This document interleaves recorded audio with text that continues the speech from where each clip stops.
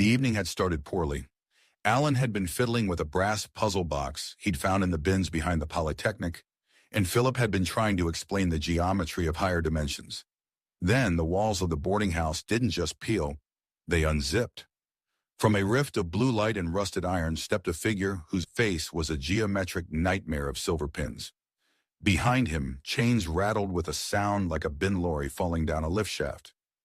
"We have such sights to show you," Pinhead intoned, his voice vibrating through the floorboards. Rigsby burst through the door, his cardigan buttoned incorrectly and his eyes bulging. "I don't care if you're from the further regions of experience. No unauthorized guests after 11 p.m. And look at these chains. You're scratching the linoleum." Pinhead did not care for tenant agreements. With a flick of his wrist, a chain tipped with a jagged hooked barb lashed out. It didn't aim for Rigsby's heart or his throat. Instead, with the cruel precision of a cosmic tailor, the hooks caught Rigsby right through his sagging, middle-aged nipples. "Oh, mother!" Rigsby shrieked, hoisted 6 inches off the floor. He swung back and forth like a disgruntled pendulum. "Miss Jones, fetch the iodine. I'm being perforated by a leather-clad hooligan." Miss Jones appeared at the door, clutching her throat. "Oh, Ruggles, you're hanging. Is this some sort of avant-garde exercise? You look so extended." "Extended?" Rigsby wheezed, his face turning a shade of purple that matched the hallway carpet. "I'm being hung out like a pair of damp trousers. Philip, do something. Use your intellectual superiority to talk him out of it."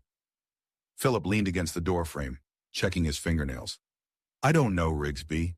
He seems quite committed to the aesthetic. Besides, you've always said you wanted the tenants to hang around him more." Alan peered closely at the hooks. "Does it hurt then?" "Only I've been reading about sensory deprivation, and I think you've gone the other way, haven't you?" "Pain?" Pinhead whispered, leaning into Rigsby's terrified face. "There is a narrow margin between pleasure and—" "Pleasure?" Rigsby interrupted, his voice reaching a high-pitched trill as the chains yanked tighter. "There's no pleasure in this. It's drafty, it's painful, and I can feel my chest stretching into the next tax bracket. If you want to torture someone, go to the flat in the basement. The plumbing down there is a symphony of agony." Pinhead paused. He looked at the peeling wallpaper. He looked at the pathetic, dangling landlord who was more concerned about his floorboards than his soul. "Your world is too small," the demon hissed. "There is no glory in this suffering. It is just tawdry."